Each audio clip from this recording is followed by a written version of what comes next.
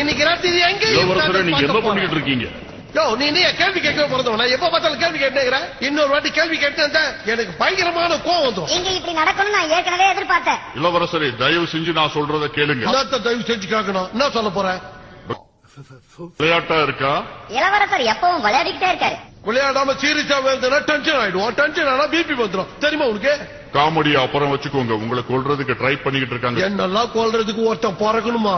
அப்படியே என்ன போட்டா கூட எனக்கு பெரிய போட்டா மாட்டி மாலை எல்லாம் போட்டு பெரிய பெரிய சிலைய வைப்பாங்க. நினப்பு தான் பொழப்ப கெடுத்துச்சான்.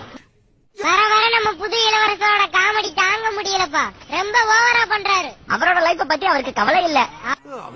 அவரோட சேர்ந்து நம்ம எல்லாரும் காமெடி ஆயிட்டோம்னு நினைக்கிறேன். அவர் புண்ணியத்துல இப்ப நம்ம எல்லாரும் டிவி பார்க்க ஆரம்பிச்சிட்டோம். எல்லாரும் கொஞ்சம் அமைதியா இருக்கீங்களா? மண்டே வரைக்கும் அவரை பத்திரமா பாதுகாக்க வேண்டியது நம்மளுடைய கடமை. எல்லாரும் தயாராயிருங்க.